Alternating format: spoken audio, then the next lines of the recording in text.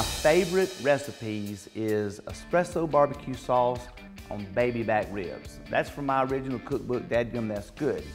Well, we're kicking it up a notch. We went to Nashville, Tennessee and did a radio interview with my buddy, Kix Brooks, and we took his dry rub recipe and combined it with my espresso barbecue sauce and made some amazing ribs. So thank you, Kix.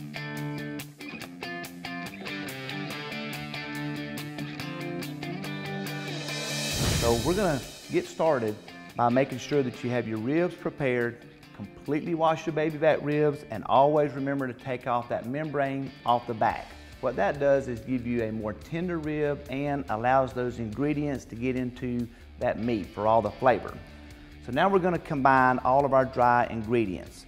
We've got salt, we've got celery salt, we've got garlic powder, oregano, cumin, cinnamon.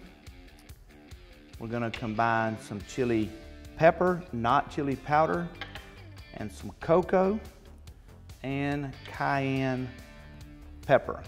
You're gonna blend all of that together. That's 9 ingredients to make a really good dry rub. So now remember, we've got the membrane off and we've got our ribs.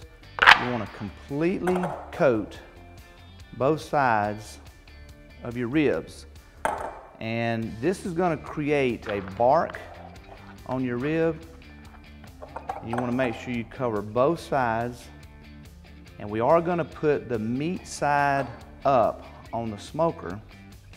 It smells good. I'm telling you, this recipe we were really pleased with because you have a nice combination of a lot of different flavors that come out in that dry rub recipe. Now what we're gonna do is transfer these to our rack. We're gonna head outside to the smoker and put these on and come back in and start on the espresso barbecue sauce.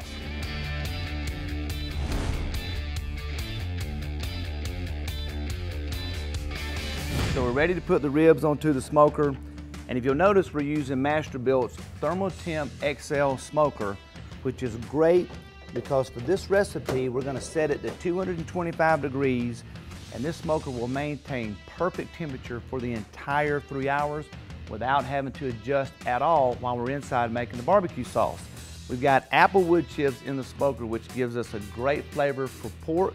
And we've also got apple cider vinegar in the water bowl, which gives us moisture and flavor inside the smoker. Let's go make some barbecue sauce. So now that our ribs are on, it's time to make the espresso barbecue sauce. Real simple recipe.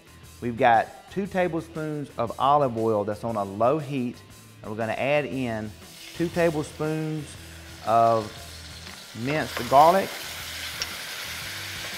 You wanna let that just start to brown a little bit, turn that to a low heat.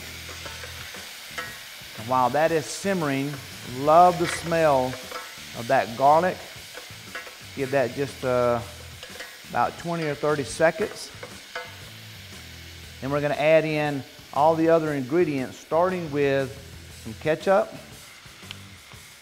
Blend that in. And you wanna basically get this to a good warm temperature and then let it simmer down to be on low.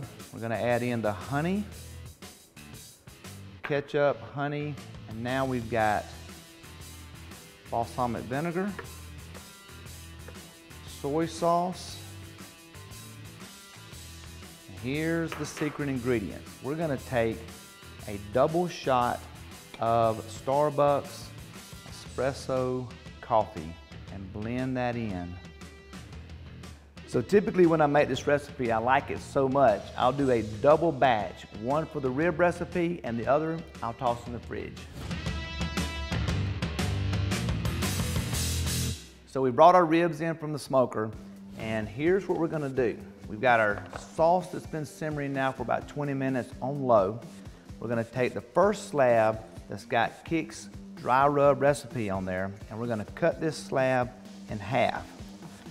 Transfer that to a 9x13 tray, and we're gonna take the second slab of ribs and cut those up into individual ribs.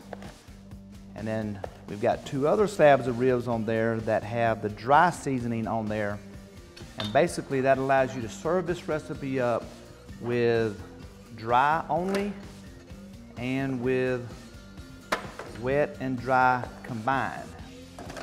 Now, we take the ribs with the barbecue sauce that we've got ready. And here's where the fun begins.